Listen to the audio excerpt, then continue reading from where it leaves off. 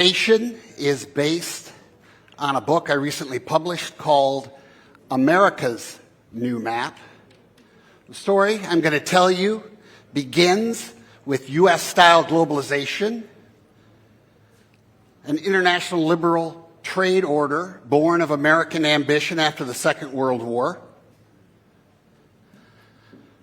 That dynamic sweeps the planet, transforms it, gives us three structural changes this century. First, demographic transitions, the price of admission to global value chains. Climate change, the mother of all externalities. And the prize, a majority global middle class for the first time in human history. Any one of those three would herald a new era in world affairs all by themselves. Together, they are going to trigger North-South integration on a scale almost unimaginable from historical perspective. So that new international economic order is coming, whether we want it or not. That process of integration dovetails with a regionalization imperative that we've seen really since the great financial collapse of 2008, but accelerating most recently. It reflects a logical consolidation of supply chains around the world in response to the fact that Asia is now largely risen. At the same time, it triggers a superpower brand war over that majority global middle class, increasingly located in the global south. We are entering an era, about 4 or 5 decades, when those three big structural changes will play out very dramatically. This zone of turbulence is going to be difficult to imagine and difficult to manage. Scientists tell us that species all over the world have to adapt, have to evolve at 10,000 times the normal rate. So the choice for all species, because of climate change, is basically adapt, move, or die. Most species on the planet are going to die in the next 4 or 5 decades. But people are going to be put on the move like crazy, and communities, enterprises, nation states are going to be forced to evolve. Nobody who goes in at this end is going to look the same coming out this end. And that's especially true for India. The U.S. system of globalization, the world order that we birthed and nurtured and defended these last 7 decades, it's built on rules. Globalization comes with rules, but not a ruler. The success of that situation, beyond doubt, for the first time in human history, something that I was told my entire life until very recently was absolutely impossible. And frankly, geopolitical analysis today totally ignores the fact that we've created a global majority middle class, which is huge. America wanted peaceful multipolarity. Frankly, we got it. Despite all the talk about going to war with China and Washington right now, it's amazing how peaceful our multipolar world is. Okay, that multipolarity, frankly, scares the hell out of the average American, especially older Americans, because it's not a world they grew up in. But we're getting used to it. To navigate a demographic transition, to exploit it successfully for urbanization, industrialization, integration into global value chains, very hard. Not only that, it's a one-way street. There are turning points in that journey, but there are no turning back points. The balancing of reduced fertility and the stockpiling of old people is very stressful. Japan is struggling with this dynamic right now, so is South Korea, so is much of Europe. China's century, so-called, curtailed overwhelmingly by this dynamic. The demographic dividend has, for the last several decades, enabled the sequential rise of power after power, each of them believing that they've come up with an economic model that's never been seen before and will allow them supremacy from here on out. And each of them are disabused of that vision. So enjoy your trajectory now, because you're going to get old like everybody else. I can track the history of globalization by a series of demographic dividends. It's now centered in Southeast Asia and shifting over time very rapidly towards India, which logically becomes the primary integrator of Africa, which is going to have the biggest demographic dividend of all time, about 1 billion. This map also fits my family. My wife and I had 3 kids, adopted 1 from China, adopted 2 from Ethiopia. So I've been working this process myself as best as possible. Climate is going to change everything. Lower latitudes are going to experience increasingly temperature and precipitation historically associated with the Saharan desert. This middle band, I call it Middle Earth, stretches 30 degrees north and south of the equator. Most of the global middle class that comes online in terms of consumption will do so in that band. That band encompasses a great deal of India, the majority. Species all over the world are moving towards the poles and up in elevation. Thousands and thousands of studies tracking this. Climate velocity shifts weather patterns around the world. History says humans follow.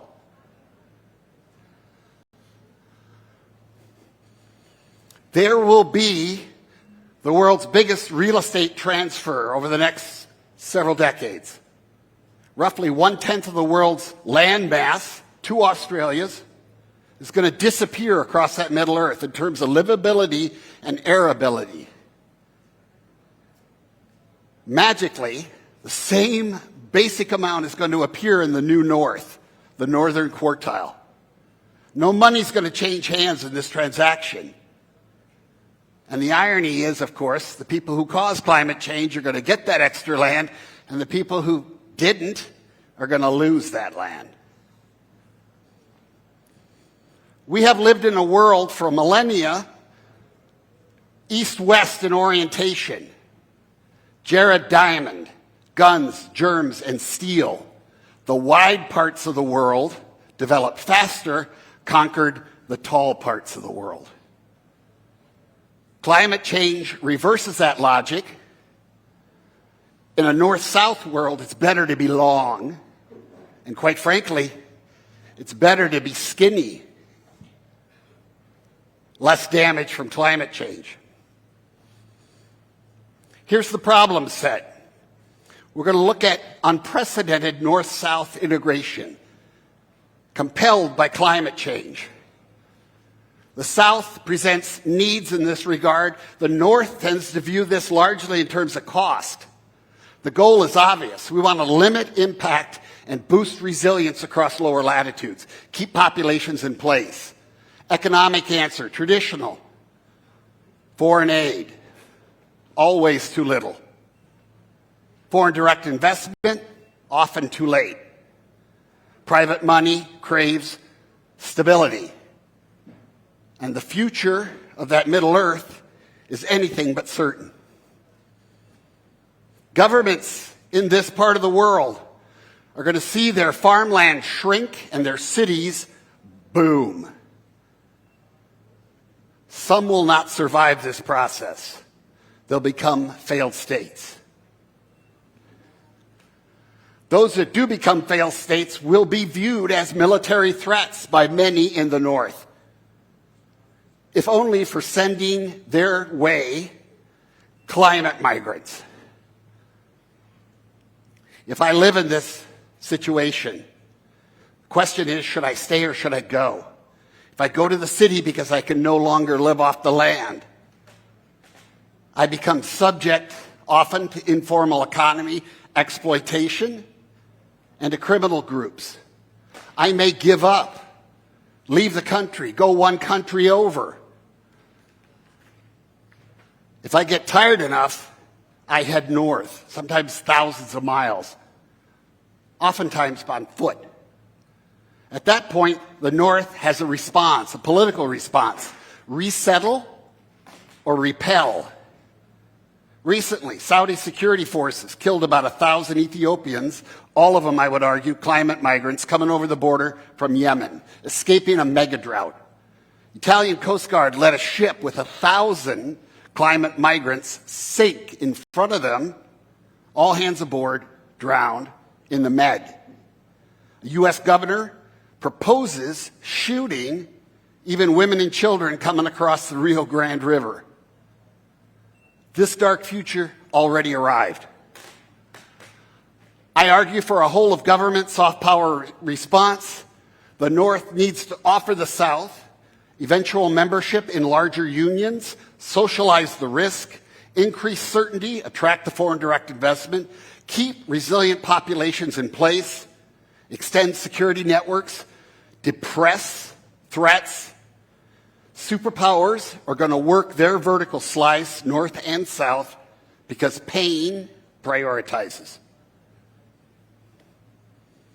We are entering an era of superpower brand competition for the heart and soul, or the stomachs and wallets, of that majority global middle class.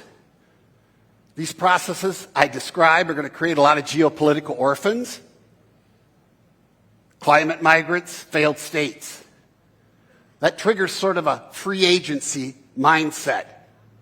If we had global free agency, if any country in the world could join any other union, any other franchise, I ask you to imagine which of the northern superpowers, to include China, would get bigger on that basis or smaller? Which global brand appeals the most? I will tell you the Europeans have a brilliant brand. It is so attractive, the Russians need to invade their neighboring countries to prevent their defection to the EU and NATO. The EU is growing, 10 in the pipeline. That's how you win in the 21st century. You don't invade them, they choose to belong with you. Putin uses 19th century tactics, hostage-taking former Soviet republics, trapping them in frozen conflicts, denying them to the EU and NATO. The Russians are busy. What do they win for this? Deglobalization from the West, and they get to become China's economic vassal, because everybody loves a seller who's desperate to move product. The Chinese have their economic variant of integration. The Belt and Road Initiative is a good thing. Globalization needs the newly most integrated economy to thereupon integrate those coming up. That's how the process works. But the Chinese play a complex game. They want to achieve network centrality in your 5G network, in your Internet of Things, in your AI of things. And their ambition is ultimately to sell you safe city, smart city solutions that are really the makings of Orwellian omnivalence. So you get deeper and deeper into this process, and then you notice that the Chinese are operating secret police stations within your territory, which is a weird, subnational sort of intervention.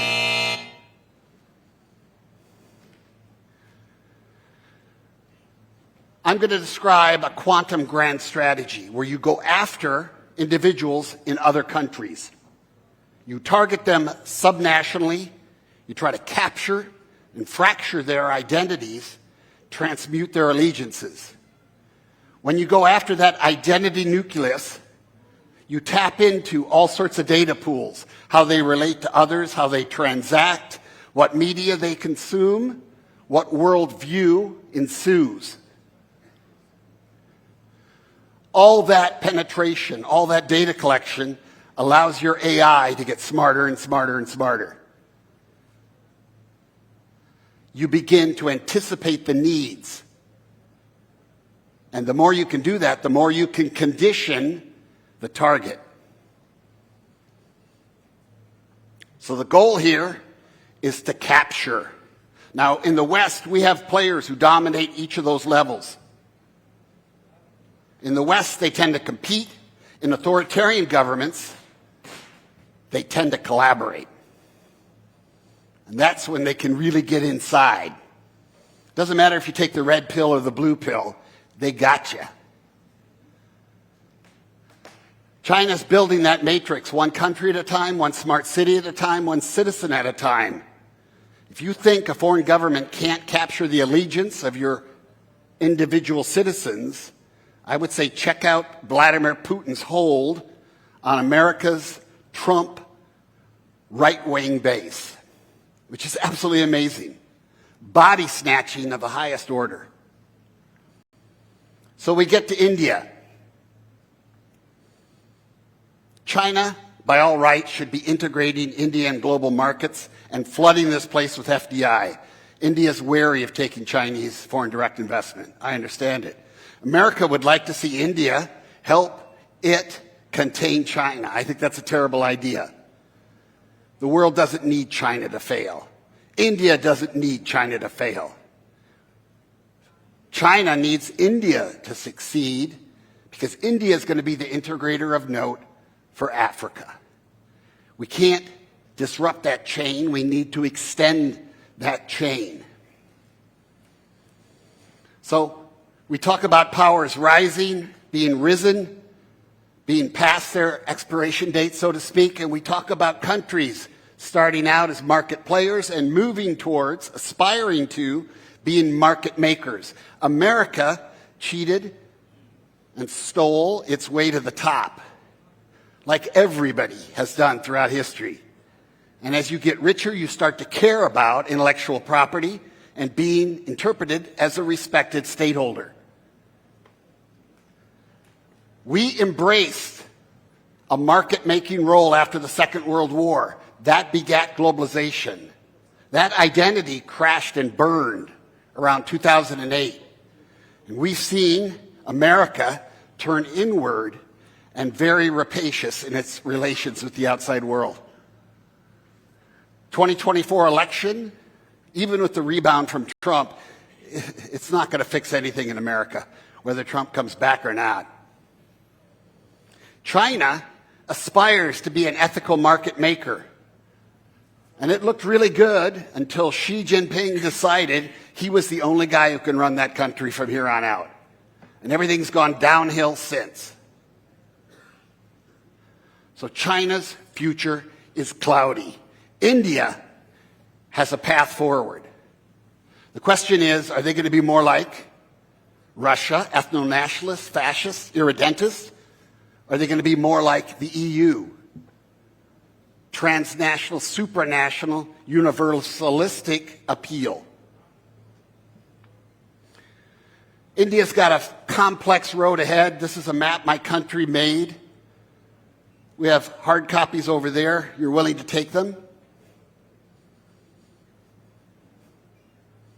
I thank you for your time and attention. Dr. Barnett, thank you so much, especially for explaining how climate change is going to be within the concept of changing and within the context of changing socio-economic policies also, which are perhaps required in that middle world. So it's wonderful that you've put all of that into perspective. Thank you so much for joining us here at the Global Business Summit.